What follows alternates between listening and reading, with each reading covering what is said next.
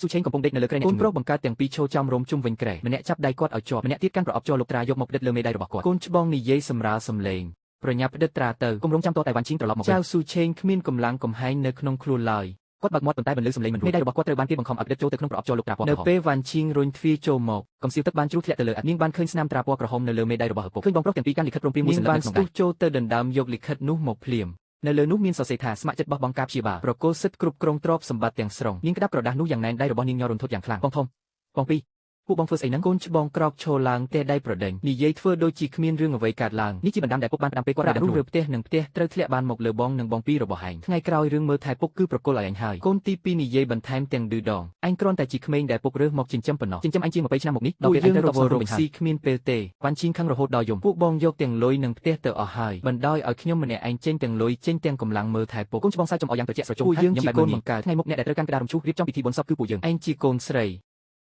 មិនយូរមិនឆាប់គង់តែរៀបការចោលតាចង់បានទ្រព្យសម្បត្តិគ្រួសារធ្វើអីវ៉ាន់ឈីងខំបូមាត់លេងប្រកែកក្បាលនាងបានហែកលិខិតព្រមព្រៀងនោះចោលរួចងាកមកជូតញើសមុខឲ្យចៅស៊ូឆេងនៅក្នុងចិត្តរបស់នាងដឹងយ៉ាងច្បាស់ថាជីវិតរបស់នាងមួយនេះគឺចៅស៊ូឆេងជាអ្នកផ្ដល់ឲ្យកាលពីឆ្នាំនោះនាងត្រូវបានគេយកទៅបោះបង់ចោលនៅមុខមន្ទីរពេទ្យឃុំនៅក្នុងកន្ទប់មានញត្តិក្រដាសមួយសន្លឹកសរសេរថាគ្មានសមត្ថភាពចិញ្ចឹមបីបាច់ចៅស៊ូឆេងបានពូនាងត្រឡប់មកផ្ទះដើរប្រាប់អ្នកស្រុកគ្រប់ផ្ទះថានេះជាកូនស្រីបង្កើតរបស់គាត់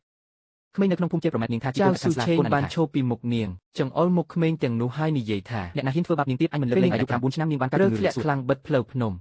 ចៅស៊ូឆេងបានកូនស្រីដើរលើផ្លូវភ្នំជាង10លីរាប់គីឡូម៉ែត្រអាវរងនីយកទៅរុំលើខ្លួនរបស់នាងចំណែកខ្លួនគាត់វិញត្រូវរងាត្រជាក់រហូតដល់សល់ជំងឺជាប់ជើងឲ្យតែដល់ថ្ងៃមេឃស្រទុំភ្លៀងធ្លាក់គឺជាចាប់ដេកមិនលក់ពេញមួយយប់បន្ទាប់ពីនាងជូតមុខឲ្យពុកគិតរួចនាងបានងាកទៅនិយាយជាមួយបងប្រុសលុយនឹងផ្ទះខ្ញុំមិនយកទេប៉ុន្តែការវះកាត់របស់ពុកគឺដាច់ខាតត្រូវតែធ្វើខ្ញុំមិនបណ្ដោយឲ្យគាត់ត្រឡប់ទៅស្រុកកំណើតរងចាំសេចក្តីស្លាប់ឡើយគាត់ជូនពេលនោះអ្នកគ្រូពេទ្យបានរុញទ្វារចូលមកទារប្រាក់កក់សម្រាប់ការវះកាត់របស់អ្នកជំងឺនៅខ្វះ180000ទៀតប្រសិនបើស្អែកព្រឹកបងមិនទាន់គ្រប់ទេការវះកាត់ត្រូវតែពន្យាពេលហើយបងប្អូនប្រុសទាំងពីរម្នាក់សម្លឹងមើលពីដានម្នាក់ទៀតសម្លឹងមើលការ៉ូគ្មានអ្នកណាម្នាក់ហ៊ានបញ្ចេញសំឡេងឡើយវ៉ាន់ឈីងនិយាយទៅកាន់អ្នកគ្រូពេទ្យខ្ញុំទៅបងលុយកូនច្បងងើបក្បាលឡើងទាំងភ្ញាក់ផ្អើលអញគ្រាន់តែជាអ្នកបើកហាងអាហារពេលព្រឹកតើបានលុយ180000មកពីណាវ៉ាន់ឈីងមិនខ្វល់ពីគាត់ឡើយនាងបានយកក្រដាសមួយសន្លឹកចេញពីក្នុងកាបូបហាងអាហារពេលព្រឹកខ្ញុំបានបញ្ចាំលក់បាត់ហើយកងដៃកែវម្រប់មួយគូដែលម៉ែបន្សល់ទុកឲ្យខ្ញុំក៏ខ្ញុំលក់បាត់ដែរកូនច្បងអ៊ូតមដាំបំពង់ក្បែរសាច់ចំអកហើកូនទី2ឈោសាច់ចំអកនៅក្បែរនោះសាច់បែបឌឺហាហាចំណាយអស់180000បើជួយជីវិតមិនបានមកវិញដល់ពេលនឹងឯងយំក៏គ្មានកន្លែងត្រូវបានវ៉ាន់ឈីងនិយាយថាបាត់បង់ហាងអាចបើកឡើងវិញបានបាត់បង់កងដៃអាចស្វែងរកទិញថ្មីបានតែបើបាត់បង់ពុកគឺបាត់បង់រហូតហើយចៅស៊ូឆេងដែលធ្លាប់តែបិទភ្នែករំពេចនោះស្រាប់តែបើកភ្នែកឡើងកូនប្រុសទាំងពីរមុខប្រែជាស្លេកស្លាំងស្ទុះចូលទៅជិតហើយស្រែកហៅពុកចៅស៊ូឆេងសម្លឹងមើលពួកស្ទើរតែមួយផ្លែរួចសម្លឹងមើលវ៉ាន់ឈីងបន្តិចបន្ទាប់មកគាត់ក៏បានហៅមាត់និយាយមួយសម្លេងស្អប់ដូចជាក្រដាសខ្សាច់ដុសនឹងដែកលុយ25000កាលពីកន្លះឆ្នាំមុនតើអ្នកណាជាអ្នកយកកូនច្បងភ័យស្លន់ស្លោពុកចាំច្រឡំហើយកាត់ធនាគារគឺចៅស៊ូឆេងមិនសម្លឹងមើលគាត់ឡើយគាត់បានលូកដៃទៅក្រោមខ្នើយរកឃើញក្រដាសវិក័យប័ណ្ណធនាគារដែលបត់យ៉ាងមានរបៀបមួយសន្លឹកហើយដាក់នៅលើគ្រែ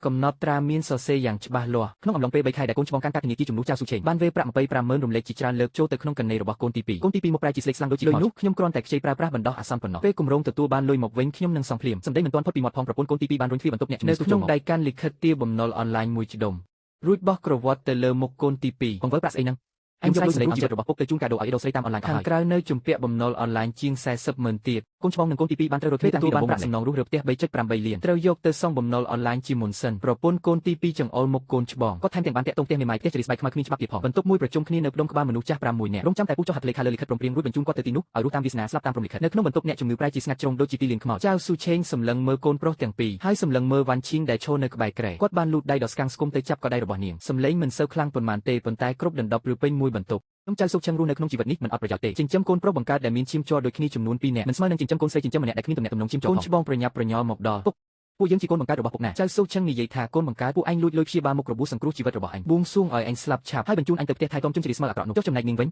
ិញនាងបានលូកហាងរបស់នាងហើយយកប្រាក់180000យន់មកធ្វើការវះកាត់ឲ្យអញអ្នកណាស្រឡាញ់អ្នកណាមិនស្រឡាញ់ពេលដេកលើគ្រែអ្នកជំងឺខ្ញុំមើលឃើញយ៉ាងច្បាស់គាត់បានដកក្រដាសមួយសន្លឹកចេញពីក្រោមខ្នើយគឺជាលិខិតបណ្ដាំមរតកដែលគាត់បានធ្វើទុកជាយូរមកហើយនៅលើនោះបានសរសេរយ៉ាងច្បាស់ថាប្រាក់សំណងដីធ្លី 3.8 លានយន់ផ្ទះ2ខ្នងនឹងហាងមួយនៅក្នុងក្រុងទាំងអស់ត្រូវទុកឲ្យកូនស្រីចិញ្ចឹមវ៉ាន់ឈីងកូនច្បងនិងកូនទី2បានស្ទុះមកដណ្ដើមយកចៅស៊ុកឆឹងបានក្តាប់លិខិតបណ្ដាំមរតកជាប់មិនព្រមលេងដែរឡើយកំណត់ពេលឲ្យពួកឯង1ខែយកលុយ25000យន់មកសងវិញបើមិនដូច្នោះទេខ្ញុំនឹងយកអបាយការធនាគារនិងសម្លេងថតពីកាមេរ៉ាសុវត្ថិភាពក្នុងបន្ទប់នេះទៅកាន់ប៉ុស្តិ៍នគរបាលកូនច្បងបានលុបជង្គង់ចុះកូនទី2ក៏បានលុបសាច់ថាចុះដែរពួកយើងដឹងខុសហើយហូចៅស៊ុកឆឹងបានបែរមុខទៅរកបង្អួចដោយមិនមើលពួកប្រុសទាំងនោះឡើយវ៉ាន់ឈីងឈរនៅក្បែរនោះទឹកភ្នែកស្រក់ចុះមកប៉ុន្តែនាងមិនបានជូតវាទេនាងគ្រាន់តែឈរនៅទីនោះកូនច្បងនិងកូនទី2ត្រូវប្រពន្ធកូនទី2ទិញដៃនាំចេញទៅនៅក្នុងបន្ទប់អ្នកជំងឺសល់តែឪពុកនិងកូនស្រី2នាក់វ៉ាន់ឈីងបានអង្គុយចុះក្បែរគ្រែដើម្បីវឹកជើងឲ្យចៅស៊ុកឆឹងនៅពេលច្របាច់ដល់ត្រង់ជង្គង់ចៅស៊ុកឆឹងបានជួនចិញ្ចាំបន្តិចឈឺឬទេចៅស៊ុកឆឹងបានក្រវីក្បាលហើយនិយាយថាឆ្នាំនោះដោយសារតែលីអញឡើងភ្នំទៅរកគ្រូពេទ្យទើបជង្គង់នេះសល់ជំងឺមកដល់សប្តាហ៍ថ្ងៃពេលនោះឯងនៅជិះលើខ្នងខ្ញុំហើយនិយាយថាពុក ចាំកូនធំឡើងកូននឹងលីពុកវិញដៃរបស់វ៉ាន់ឈីងបានផ្អាប់បន្តិចនាងមិនបានងើបមុខឡើងទេនាងនិយាយដោយសំឡេងស្អប់ថាកូននិយាយបានគឺកូនធ្វើបាននៅថ្ងៃធ្វើការវះកាត់វ៉ាន់ឈីងបានអង្គុយនៅតាមផ្លូវដើរអស់រយៈពេល6 ម៉ោងនៅពេលចៅស៊ុកឈឹងត្រូវគេរុញចេញមកថ្នាំស្ពឹកមិនទាន់អស់ឥទ្ធិពលនៅឡើយទេនាងបានតាមទៅបន្ទប់អ្នកជំងឺហើយនៅមើលថែពេញមួយយប់ព្រឹកឡើងថ្ងៃបន្ទាប់ពេលចៅស៊ុកឈឹងភ្ញាក់ឡើងគាត់បានឃើញនាងដេកលក់កាយនៅលើក្បែរគ្រែសក់របស់នាងរញ៉េញ៉ៃនៅលើដៃគាត់មិនបានដាស់នាងឲ្យភ្ញាក់ទេគឺគ្រាន់តែអង្គុយសម្លឹងមើលនាងបែបនោះក្រោយមកកូនច្បងនិងកូនទី2បានយកលុយ 15,000 យ៉នមកសងវិញនៅខ្វះ 10,000 យ៉នទៀតធ្វើប្រហែលណាក៏មិនគ្រប់វ៉ាន់ឈីងមិនបានទៅទារពីពួកស្មៅទៀតទេនាងបានទៅខ្ចីប្រាក់ពីធនាគារដោយខ្លួនឯងដើម្បីបង្គ្រប់នៅថ្ងៃដែលចៅស៊ុកឈឹងចាក់ចេញពីមន្ទីរពេទ្យនាងបានជួលរទេះរុញមួយហើយរុញគាត់ត្រឡប់ទៅផ្ទះវិញពេលដើរកាត់តាមមុខហាងអាហារពេលព្រឹកផ្លាកសញ្ញានៅមុខហាងត្រូវបានផ្លាស់ប្ដូររួចទៅហើយថៅកែថ្មីកំពុងតែរវល់ធ្វើការនៅខាងក្នុងចៅស៊ុកឈឹងសម្លឹងមើលផ្លាកសញ្ញានោះដោយមិនបាននិយាយអ្វីឡើយវ៉ាន់ឈីងនិយាយថាពុកចាំពេលកូនមានលុយក្នុងដៃគ្រប់គ្រាន់កូននឹងបើកហាងមួយចៅស៊ុកឈឹងបានទេក្នុងដៃរបស់នាងស្រាលហើយនិយាយថាមិនបាច់បើកទៀតទេមានឯងនៅមើលថែខ្ញុំគឺគ្រប់គ្រាន់ហើយអាហាហាខ្ញុំនឹងប្រើប្រាក់និវត្តន៍របស់ខ្ញុំដើម្បីចិញ្ចឹមឯងវ៉ាន់ឈីងសើចអាហាហាហើយនិយាយថាប្រាក់និវត្តន៍បន្តិចបន្តួចរបស់ពុកនឹងតើគ្រប់ធ្វើអ្វីទៅ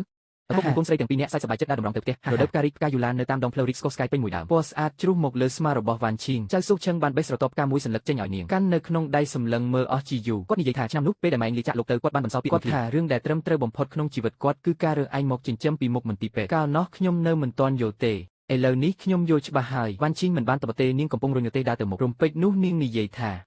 ពុក